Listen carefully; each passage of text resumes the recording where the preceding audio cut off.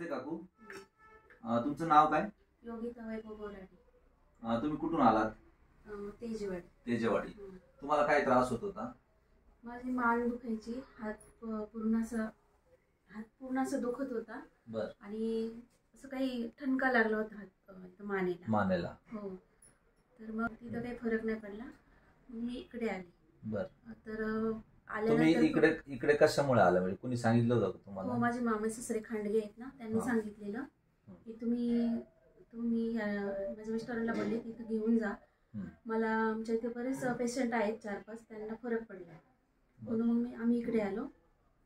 आणि आल्यानंतर मी त्या डॉक्टरांनी तुम्ही सांगितल्यानंतर MRI वगैरे केला, एकही इंजेक्शन दिलं आणि गोळ्या दिल्या, त्याच्यामुळे थोडासा आराम पडला. आम्ही रेग्युलर ट्रीटमेंट केली.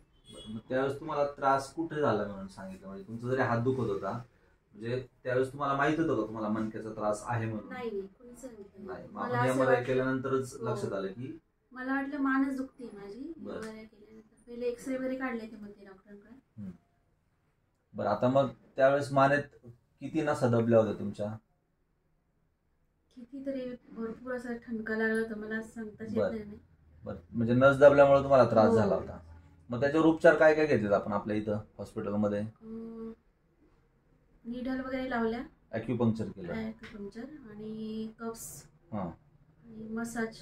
बरं. आणि जेल मसाज, अल्ट्रासाऊंड केलं, आणि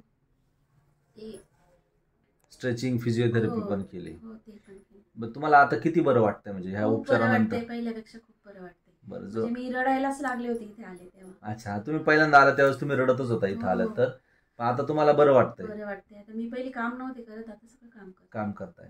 मग तुम्हाला पट्टा वापरायला सांगितलं, तुम्ही रेग्युलर वापरताय? पट्टा लावूनच मी काम करते, नसला तरी मी काम करू शकते. म्हणजे आता काम करू शकताय तुम्ही. मग तुम्ही समाधानी आहे उपचारानंतर? मस्त. ठीक आहे, चालेल, धन्यवाद.